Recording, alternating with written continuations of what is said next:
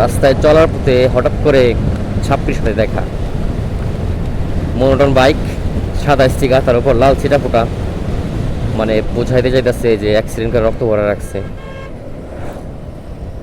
ও দেখছো, আল্লাহ, যে জায়গাতে ঢুকাইছে হালকা একটু চাকা স্লিপ বা টাকের সাথে টাচ লাগলেই দুইজনে আসমানে ড্রপ হয়ে যেত। এই কথা থেকে একটা কথা মনে পড়লো, কিছুদিন আগে আপনারা দেখছিলেন যে মেসেজ ড্রপ নামে একটা হুজুর কোত্থেকে জানি আমদানি হয়েছিল, যে কিনা কথায় কথা শুধু মেসেজ ড্রপ করতো। কোনো হাদিসের কোনো কথা নাই, কোনো কোরআনের কোনো রেফারেন্স নাই, শুধু ড্রপ আর ড্রপ। তো ওই দিন রাত্রে ঘুম আসতেছিল না, তো রাত্রে এমনিতে আমি কখনো টিকটক দেখি না, মানে একটু ঢুকছিলাম দেখি। ঢোকার সাথে সাথেই যেটা সামনে পড়লো, দেখি আরেকটা হুজুর মেসেজ এক্সপোর্ট করা শুরু করছে।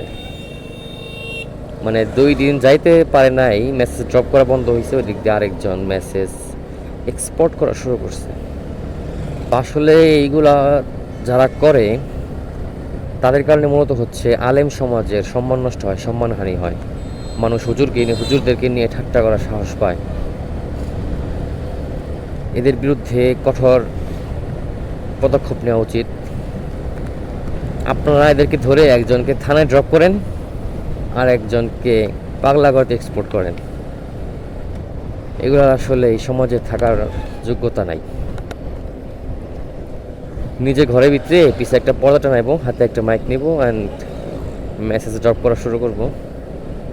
সে হয়তো কিছুদিন হয়েছে ড্রপ করা বন্ধ করছে, রিসেন্টলি আবার মেসেজ এক্সপোর্ট করা শুরু করছে। আর কিন্তু জানতাম শুধু কাপড় চোপড় এক্সপোর্ট হয়, এখন দিয়ে মেসেজও এক্সপোর্ট হয়।